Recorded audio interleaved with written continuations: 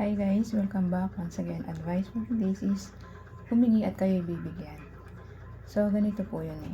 Kumusta nananalig ka, na mananampalataya ka, na meron tayong Diyos Amang Buhay na nasa langit, Diyos Anak, na si Jesus Christ at Diyos Espiritu Santo. So lahat ng pananalig mo, pananampalataya mo at faith sa ating mga Diyos. So lahat ng hihingiin mo, ipapanalangin mo, lahat yan ay matutupad basta may matatag ka ng pananalig o pananampalataya sa ating Diyos Ama, Diyos Anak at Diyos Espiritu Santo. So kung isa kang tao mabuti at may matatag na pananalig sa ating mga Diyos, so lahat yung ipapanalangin natin o dadasalin natin ay matutupad yun. Basta hintay ka lang sa tamang oras at panahon. Hindi agad-agad yun na ibibigay sa'yo. Kailangan lang humingi tayo at tayo bibigyan ng ating Diyos Ama. Hindi siya madamot para sa taong mga mabubuting tao na gumagawa ng mabuti para sa kapwa-tao niya.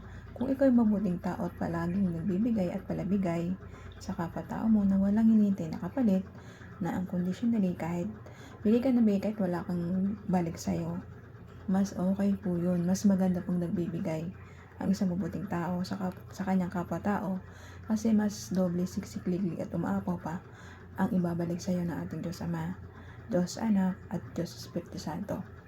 Ang ating tatlong Diyos ay siyang buhay na laging gumagabay at mapatnubay sa atin. Ang ating Diyos Ama ang siyang nagbibigay sa atin ng ating mga kahilingan. Kung ikaw sa mabuting tao, titimbangin niya yun kung isa kang mabuting tao o masama. Bibigyan ka niya ng mga kahilingan gusto mo sa takdang oras panahon. Huwag ka lang mainip dahil bibigyan ka ng ating Diyos Ama. Ang ating Diyos Anak na si Jesus Christ ang ating tagapagligtas. Pero lahat ng ating hihilingin, siyempre kailangan sa pangalan niya. Manalig manampalataya ka lang na buhay sa ang ating tagapagligtas na nag-alay ng kanyang buhay para sa ating mga taong makasalanan na paulit-ulit na gumagawa ng kasalanan.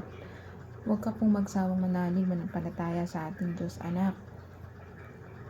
Papatawarin ka niya kahit anumang sama mo nagawa mo dito sa ibabaw ng mundo. Basta pagsisihan mo lang lagi ang mga kasalanan gawa mo at huwag na itong paulit-ulit na balikan. Magsisi po tayo sa ating mga kasalanan gawa. Papatawarin tayo ng ating mahabaging Diyos Anak na si Jesus Christ, kasi siya ang tumubos lahat ng mga kasalanan nating mga tao dito sa ibabaw ng mundo. At ang ating Diyos Espiritu Santo ang siya na magpapatnubay sa atin sa araw-araw. Siya yung gumagabay at umaalalay sa atin sa araw-araw para hindi tayo mapahamak sa mga kapahamakan na dulot ng kapwa-tao natin o weather o ano man, kahit ano pa man dyan na sasabi tayo, pero sila yung gumagabay, papatnubay sa atin. Ang ating Diyos Espiritu Santo, ginagabayan tayo sa pang-araw-araw na buhay para mabigyan tayo ng sapat na makakain, proteksyon sa mga gustong sumalbay sa atin. At sila yung gumagabay para mapunta tayo sa matuwid na landas, hindi tayo maligaw sa maling landas.